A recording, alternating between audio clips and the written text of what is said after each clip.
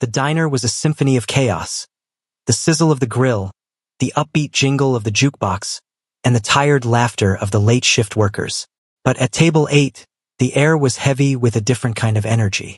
Lee Gun-woo, the man they called the Korean Dragon, sat in a silence so thick it felt like a physical weight. He wasn't there for the coffee. He was there to settle a blood debt with men who had spent months trying to put him in the ground. But before his contact could even speak, something white and soft brushed against the toe of Gun-woo's expensive Italian leather shoe, a heavy cotton towel. He looked down, his hand instinctively reaching for the weapon concealed beneath his blazer. He expected a threat. He didn't expect the shaky, jagged letters written in a child's hand. One word, help. Gun-woo slowly raised his gaze. In the center of the room stood Lucia, a small girl in a pink dress that seemed to glow under the harsh fluorescent lights, her deep brown skin pale with shock, her eyes red and weeping from a trauma no child should know. She stood frozen, her tiny fingers digging into the hem of her dress. Behind her, a man with a jagged scar and a heavy leather jacket didn't just have a hand on her shoulder. He had a grip like a vice. Possessive, ruthless. The waitress, Dorotha, bustled right past them, her mind on her tips and the closing hour, completely blind to the silent war being fought in that little girl's eyes. But the dragon didn't miss it. Gun-woo's fingers curled around the towel, his knuckles turning white, crushing the fabric like the throat of an enemy. Lucia had scanned the room and made the most dangerous choice possible. Of all the people in this diner, she had reached out to the one man capable of turning this greasy spoon into a blood-soaked fortress. When Gun-woo stood up, his own bodyguards, men who had seen him survive hits and street wars, didn't move. They froze, because for the first time in 10 years, they saw something in Gun-woo's eyes that wasn't just cold business. It was a promise of total annihilation. Stay with me until the end, because the decision made at table 8 is about to shatter a global trafficking ring and reveal why this little girl chose a monster to be her savior. Before we get into the fire, hit that subscribe button and tell me in the comments, what would you do if you were the only one who saw the note? Lee Gun-woo did not look at the scars in the mirror anymore. To him, they were not wounds. They were a map of a city that had tried to swallow him whole and failed. The jagged line running from his temple to the edge of his jaw was a souvenir from a rain-slicked alley in Busan, a gift from a mentor who had traded loyalty for a suitcase of untraceable bills. The puckered mark near his collarbone was the remnants of a sniper's breath in Seoul. Every inch of his skin was a ledger of debts paid in blood and secrets kept in bone. He had survived by becoming more machine than man, a creature of cold calculation who viewed empathy as a fatal technical error. In the underworld, Gun-woo was known as a man who could walk through a fire and come out holding the match. He had built the Dragon Syndicate on the ruins of his own youth, replacing his heart with a clockwork mechanism of strategy and steel. His power didn't come from the gold on his chest or the men at his back. It came from his ability to look at a human being and see only a variable. He had watched empires crumble and families dissolve with the same detached interest one might show a passing storm. To Gun-woo, the world was a predatory machine, and he was the apex of its design. But as he sat at table 8, the fluorescent light of the diner caught the ridge of the scar on his cheek, casting a shadow that made him look like a relic of an ancient war. He had come here to finalize the White Peace, a treaty with the very men who had once ordered his execution. It was a deal worth millions, a move that would solidify his legacy and ensure his name was whispered in boardrooms rather than shouted in backstreets. He was seconds away from the ultimate victory of his career, a moment where the monster finally became the king. Then the towel hit his shoe. The weight of it was nothing, a mere fraction of an ounce. Yet it felt heavier than the lead that had almost taken his life years ago. Gun-woo didn't just see the word, help. He felt the jagged vibration of the hand that had written it. It was a frequency he hadn't tuned into for decades. The raw, unfiltered signal of a soul that still believed salvation was possible. He looked at Lucia, and for a fleeting, terrifying second, the scars on his face ached. They didn't ache with the ghost of old pain, but with the sudden, sharp realization of what they truly represented. Every time he had been the one who needed help and found only a blade. He saw her red, weeping eyes, and in them, he saw the reflection of a boy standing over a father's body in a pizzeria decades ago. The boy he had buried under layers of ink and violence stared back at him from the face of a terrified girl in a pink dress. The men behind him, his background, sensed the shift. They didn't need to see the note to know the air had changed. The atmosphere in the diner curdled, the casual chatter of the other patrons becoming a distant, muffled hum. Gun-Woo's pulse, usually a steady, glacial thrum, began to accelerate. The dragon wasn't just waking up. He was remembering why he had grown claws in the first place. He folded the towel with a slow, deliberate grace, hiding the plea within the palm of his hand, and felt the old, cold fury rising, not for his enemies, but for the man he had become. The pink of Lucia's dress was a violent intrusion in the drab, grease-stained reality of the diner. It was the color of birthday parties and Sunday mornings, a shade of hope that had no business existing in a room filled with men who traded in misery. Up close, the fabric was frayed at the edges, dusted with the grit of a long, forced journey. But it was her eyes that held Gun-Woo captive. They were a startling, vibrant blue, now swimming in a sea of broken capillaries and raw, red exhaustion. It wasn't just crying that had done that. It was the physiological toll of a body that had forgotten how to sleep, a mind trapped in a permanent state of fight or flight. She stood like a statue carved from coal and candy, her deep brown skin contrasting sharply against the neon pink sleeves of her dress. Every time the door chimed or a plate clattered, her small frame jolted, a silent tremor that started in her braided hair and ended in her white-knuckled grip on her own hem. She was a master of the invisible scream. To anyone else, she was just a tired child out late with family. To Gun-Woo, she was a siren wailing on a frequency only he could hear. Surrounding her was the darkness. 3 men sat at her table, their presence a physical bruise on the environment. They wore heavy leather jackets that smelled of old tobacco and road salt, their faces etched with the kind of casual cruelty that comes from viewing people as units of currency. The man directly behind her, the one whose hand was buried in her shoulder, was the worst of the triad. He didn't look at his food. He looked at the room with a flat, predatory gaze, his thumb rhythmically digging into the soft tissue of Lucia's collarbone. Not a caress, but a reminder of the leash. The visual dissonance was sickening. The thugs were shadows, jagged and formless, while Lucia was a singular point of light being slowly snuffed out. They leaned in close, their low, guttural murmurs acting as a wall of sound that isolated her even in a crowded room. One of them reached out with a grease-stained finger to mockingly tuck a stray braid behind her ear. Lucia didn't flinch. She simply went hollow, her eyes fixed on the floor as if she could disappear into the linoleum if she only wished hard enough. From table 8, Gun-Woo watched the way the light died when it touched the men in leather. They were small-time predators, the kind of bottom-feeders who thrived in the cracks of the city he claimed to rule. They thought they were invisible because the rest of the world chose to be blind. They didn't see the dragon watching them from the periphery.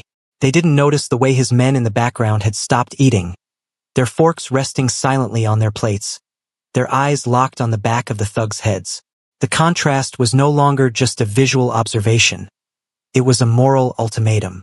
The pink dress was a flag of truce in a war Gun-Woo hadn't known he was fighting. Every second he sat in silence, the darkness of the leather jacket seemed to spread, threatening to swallow the small, vibrant girl whole. Gun-Woo felt the towel in his pocket, a tiny piece of evidence that the world was still worth saving. The dragon's eyes narrowed, shifting from the girl's trauma to the captors' throats. The time for observation was over. The time for the hunt had begun. The moment was a fragile thread, pulled so tight it hummed. Lucia knew that in the world of the men who held her, movement was a crime and silence was the only currency that bought another hour of breath. But as she stood there, the weight of the white towel in her hand felt like a mountain she could no longer carry. She didn't look at the man behind her, whose fingers were still a cold, heavy weight on her shoulder. Instead, she looked at the reflection in the dark window of the diner, a ghostly image of the man at table 8. He was a statue of ink and scars, but his eyes were the only things in the room that didn't look through her. With a slow, agonizing precision, Lucia let the towel slip from her trembling fingers. It didn't fall. It drifted, a white petal descending into a pit of vipers. It hit the floor without a sound, landing softly near the toe of her scuffed shoe. The man in the leather jacket shifted, his chair creaking like a warning shot. He began to look down, his predatory instinct sensing a break in the pattern. In that heartbeat, Lucia's breath hitched. If he saw the word written in that jagged, desperate hand, the pink of her dress would be the last thing she ever wore. She didn't panic. She didn't cry. With a courage that belonged to someone 3 times her age, she executed a tiny, rhythmic motion, a soft nudge with the side of her foot. It was a kick born of pure desperation, sent with a silent prayer to a god she wasn't sure was listening. The towel slid. It glided across the linoleum, weaving through the forest of chair legs and the spilled salt of a previous diner's meal. It moved like a living thing, a messenger crossing no man's land under the cover of a casual dinner. Gunwoo watched the white blur approach. He didn't move a muscle, his expression a mask of bored indifference that hid the storm brewing beneath his skin. He saw the lead captor's eyes scan the floor, missing the towel by a mere inch as a waitress hurried past with a tray of steaming coffee. The timing was a miracle of seconds. The towel finally came to rest, touching the tip of Gunwoo's boot. It was a bridge built of fabric and fear, connecting the most innocent soul in the room to the most dangerous. The tension in the diner reached a fever pitch. Lucia's eyes met Gunwoo's one last time, a silent plea that screamed through the silence. She had done her part. She had thrown the flare into the dark. Now, she stood perfectly still, her small hands hidden behind her back, her heart hammering against her ribs like a trapped bird. The man behind her tightened his grip, pulling her an inch closer to the table, oblivious to the fact that the package had just sent a distress signal to the only man in the city capable of answering it. Gunwoo felt the soft pressure against his foot, and the cold void in his chest began to fill with a terrifying righteous heat. The slide was over. The war had begun. Gunwoo did not look down immediately. He let the towel linger against his boot for several seconds, allowing the rhythm of the diner to reset. Across from him, the representative of the rival faction was mid-sentence, his voice a low drone detailing the split of territory in the northern docks. It was a conversation worth millions, a verbal contract that would dictate the future of the city's trade. But for the first time in his life, the numbers didn't add up. The air around table 8 had grown cold, stripped of its corporate pretense, leaving only the raw scent of the hunt. With a movement so fluid it appeared accidental, Gunwoo crossed his legs. As he did, his fingers caught the edge of the towel, scooping it upward into the shadows beneath the table. He brought it into the light with the practiced grace of a man checking his watch. The fabric was rough, a cheap industrial weave that felt like sandpaper against his scarred palms. He unfolded it slowly, peeling back the layers of fear until the purple wax of a crayon mark was revealed. Help. The word was small, the H trailing off into a shaky line where Lucia's hand must have faltered. It was a single syllable that carried the weight of a death sentence. Gunwoo stared at it, his eyes narrowing into thin slits of black glass. Beside him, his rival tapped a gold pen on the table, impatient for a signature. Gunwoo, the docks. Do we have an agreement? Gunwoo didn't answer. He didn't even look at the contract. The $1 million deal, the political alliances, the white peace he had spent months brokering. It all dissolved into gray ash. He felt a familiar, ancient pulse thrumming in the scars on his neck. It was the predator's instinct, a dormant beast that had been fed on a diet of betrayal and now hungered for something far more primal. He wasn't Lee Gunwoo, the businessman, anymore. He was the dragon, and someone had just dared to bleed in his shadow. He looked up, his gaze bypassing the men at his table entirely. He locked onto the back of the leather-jacketed man at table 12. He began to dissect the scene with surgical precision. He saw the way the man's elbow was positioned to block Lucia's exit. He saw the tension in the man's jaw, the subtle bulge of a 9mm under the left arm of the jacket. He noted the two partners, one watching the door, one watching the kitchen. They were professional, but they were arrogant. They thought the man at table 8 was too busy counting his money to notice a missing girl. Gunwoo crushed the towel in his fist, the purple crayon mark disappearing into the depths of his palm. He felt a strange, terrifying clarity. The flaw of his nihilism, the belief that nothing was worth saving, cracked and shattered. If the world was a machine, then these men were the grit that ground the gears, and he was the one who would break them. He leaned back, his chair creaking with an ominous finality. He signaled to his men in the background, a slight tilt of his head, a sharpening of his eyes. They didn't reach for their weapons yet, but the stillness that settled over them was more terrifying than any draw. The deal was dead. The hunt was on. Dorothy Green was a woman who lived by the rhythm of the clock and the heat of the kitchen pass.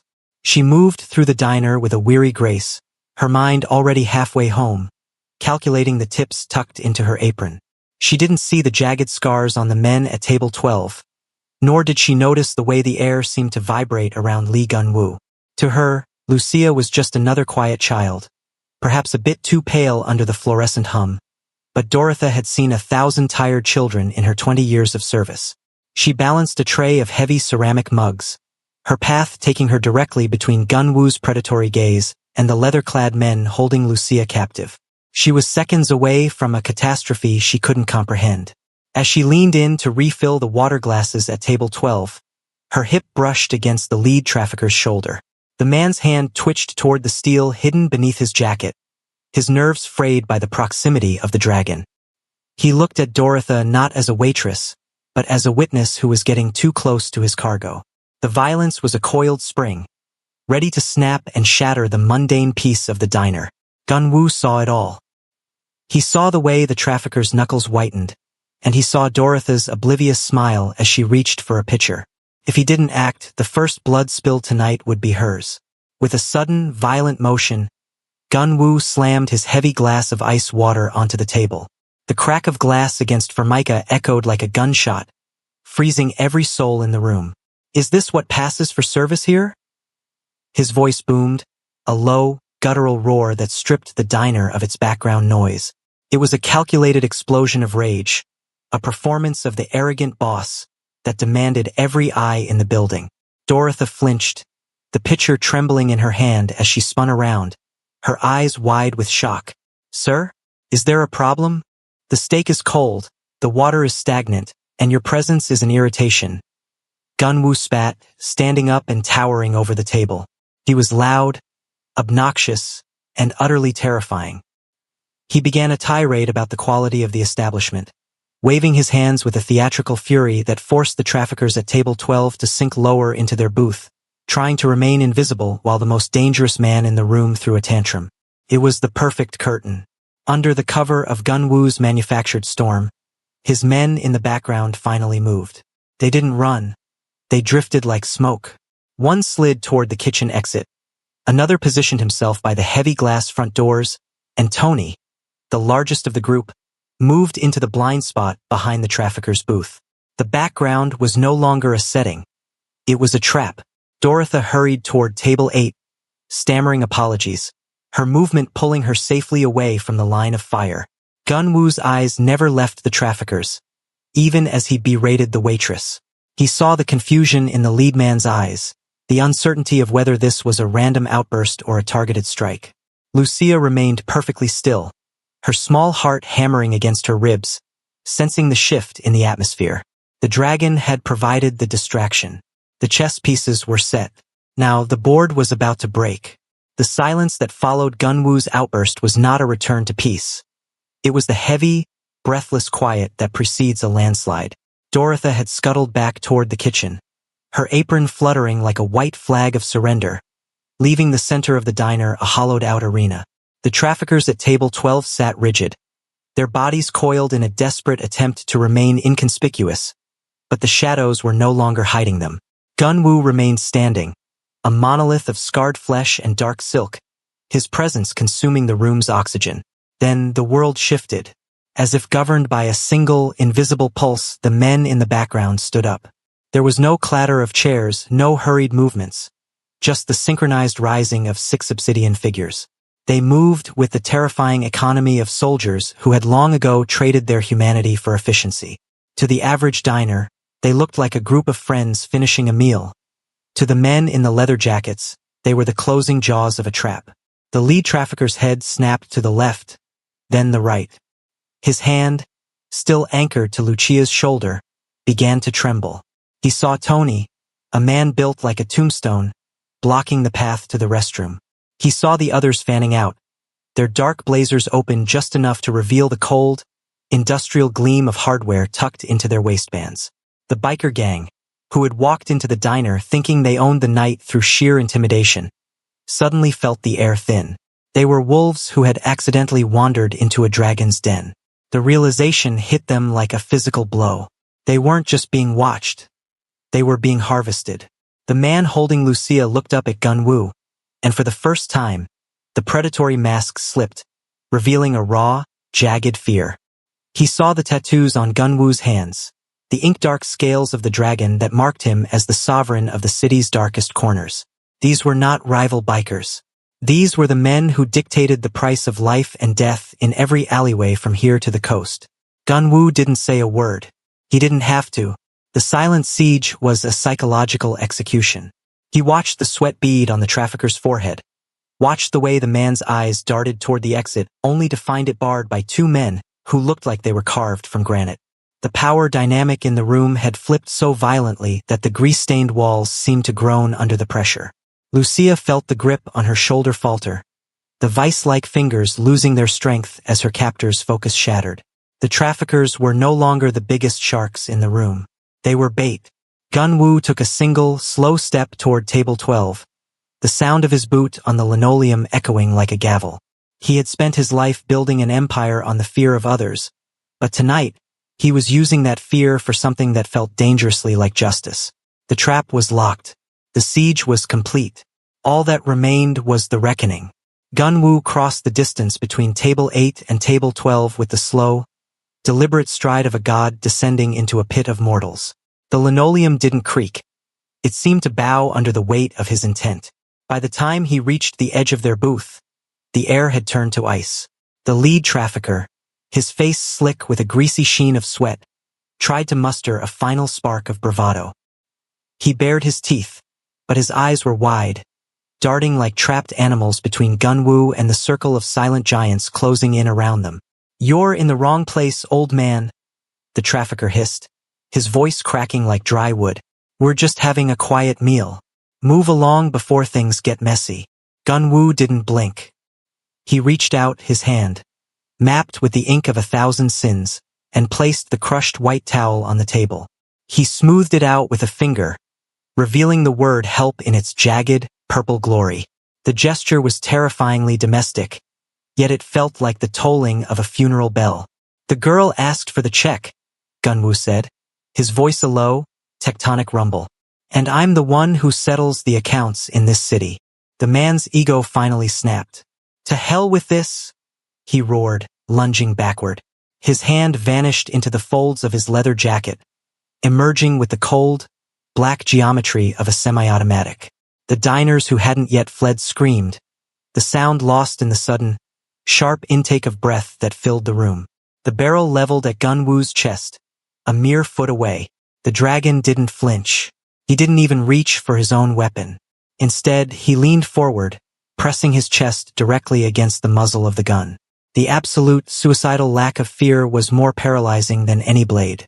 Gunwoo looked the man in the eyes, his gaze a bottomless void of black glass. "Do it," Gunwoo whispered, a sound of pure, concentrated menace. "Pull the trigger. But know that before your shell hits the floor, my men will have turned everyone at this table into a memory. Is this the hill you want to die on, little wolf?" The trafficker's finger trembled on the trigger. He looked past Gunwoo and saw Tony's massive hand already hovering over his throat, saw the other 5 blazers flared open, the hardware ready. The realization hit him. Gunwoo wasn't just a boss. He was an inevitability. The man's resolve crumbled. His arm began to shake, the weight of the gun becoming an impossible burden under the dragon's stare. In one blurring motion, Gunwoo's hand shot out. He didn't grab the gun. He grabbed the man's wrist, twisting it with a sickening, audible crunch. The weapon clattered to the table, harmless and pathetic. With his other hand, Gunwoo reached out and gently, almost tenderly, brushed a stray braid away from Lucia's tear-stained face. The girl looked up at him, her red eyes wide with a dawning sense of safety. "Go to Dorotha," Gunwoo told her, his voice softening just enough to be heard only by her. "She has a kitchen to hide you in. I have a city to clean." As Lucia scrambled away, The dragon turned back to the broken men at the table. The white piece was a ghost. The business deal was a joke. He was Lee Gun-woo, and he had just reminded the world that some monsters don't live under the bed. They sit at the head of the table. The representative of the rival faction, a man named Park who had spent the last hour meticulously discussing percentages and port access, finally stood up. His face was a mask of calculated outrage, his expensive silk tie a sharp contrast to the violence staining the floor of the diner. He looked at the broken traffickers, then at the gun lying like a discarded toy on the table, and finally at Gun-woo. To Park, this wasn't a rescue. It was a breach of contract. Have you lost your mind, Gun-woo? Park's voice was a sharp, clinical blade. Those men belong to the Choi family. They are part of the logistics chain we just agreed to protect. You are throwing away a 10-year piece for a piece of street trash and a girl who doesn't even have a name. Gun-woo didn't look up from the table. He was still staring at the white towel, now stained with the grease of the diner and the sweat of a coward. He felt the weight of the $1 million treaty shifting in his mind, turning from a crown into a shackle. She has a name, Gun-woo said, his voice coming from a place deeper than his throat. Her name is Lucia, and in my city, she is more valuable than your docks. Park stepped closer, his shadow falling over the help written in purple. This is business, not a movie. If you don't step back right now, if you don't hand that girl back to the Choi's associates and apologize, this treaty dies before the ink is dry. You'll be declaring war on 4 different families. You'll lose the docks. You'll lose the Miami route. You'll lose everything you've spent a decade building. The background men shifted. They knew the math. They knew that saving one girl meant burning down the empire they had bled to protect. They looked to Gun-woo, waiting for the cold, logical calculator they had followed for years to return. They expected him to weigh the cost-benefit analysis of a single life against a billion-dollar syndicate. Gun-woo slowly turned his head to look at Park. The scars on his face seemed to glow under the red neon of the open sign. For years, he had been a man who looked at the world and saw only assets and liabilities. But tonight, the red in Lucia's eyes had acted as a solvent, dissolving the nihilism that had kept him powerful but hollow.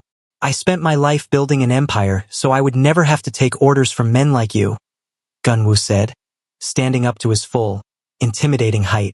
He picked up the signed treaty from table 8. The paper was crisp, expensive, and utterly meaningless. With a slow, deliberate motion, he tore it down the middle, then again until the white piece was nothing but a handful of confetti. He let the pieces flutter down onto the lead trafficker's groaning form. The deal is dead, Gun-woo announced, the sound of his voice marking the end of an era. Tell the Choice that the dragon is finished with treaties. From tonight, my organization has a new mandate. We are the ones who hunt the hunters. Park backed away, his face turning a sickly shade of gray. You've just started a war, Gun-woo. You'll be dead by sunrise. Then I'll see you in hell, Gun-woo replied. But Lucia goes home tonight, and that's a profit I can finally live with. The blue and red lights of the squad cars pulsed against the diner's windows, painting the interior in the rhythmic colors of a heartbeat. For the first time in his life, the arrival of the police did not signal a tactical retreat for Lee Gun-woo. He stood by the shattered remnants of Table 12, his hands buried deep in his pockets, watching as Dorotha led Lucia toward the door. The girl paused at the threshold, her small frame silhouetted against the night. She turned back, her wide, blue eyes finding Gun-woo's scarred face one last time. There was no fear left in them, only a silent, profound recognition of the monster who had chosen to be a man. She gave a single, solemn nod, a debt acknowledged, before disappearing into the safety of the sirens. The diner grew quiet as the authorities took the broken traffickers into custody. But the silence was different now. It was no longer the heavy, suffocating weight of an impending hit. It was the stillness of a vacuum waiting to be filled.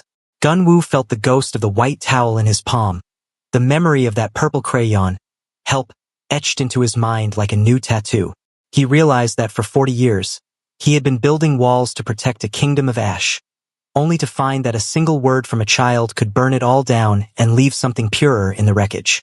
He turned to face his men. Tony and the others stood in a semicircle, their expressions unreadable, their lives now tied to a war that had no profit margin. They had watched him tear up $1 million treaty for a girl who couldn't pay them a cent. In the cold logic of the underworld, Gunwoo had just committed professional suicide. But as he looked at them, he didn't see doubt. He saw the same spark that had been ignited in him, a hunger for a purpose that went deeper than territory. "The docks are gone," Gunwoo said, his voice a low, gravelly rasp that commanded the room. "The Miami route is closed. By tomorrow, every family in this city will be coming for our heads because we broke the one rule they all live by: mind your own business." He paused, his gaze raking over the ink-stained skin and hardened faces of his crew. "But I'm done with their business. From this second, the dragon doesn't deal in shadow. We deal in light." He stepped toward the center of the diner, the red neon light of the open sign reflecting in his dark eyes. "I want a list. Every warehouse, every shell company, every bottom feeder like the ones we just broke.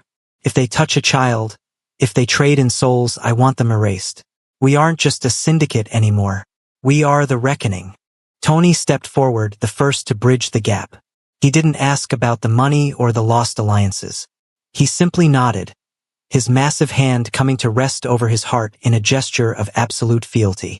One by one, the others followed, a silent oath taken in a grease-stained diner at 3 in the morning. Gunwoo walked out into the night air, the cool breeze catching the scars on his face. He knew the war ahead would be brutal, and he knew he might not see the end of it. But as he looked up at the starless city sky, he felt a strange, terrifying peace. He had spent his life being the monster people feared in the dark. Now he would be the monster that the dark feared. The promise of the dragon was written in blood, but for the first time it was blood worth spilling. What did you think of this story, and do you have a Gunwoo in your life? Let us know in the comments below. Also, do not forget to like this video and subscribe to the Cinem Corner channel for more videos like this.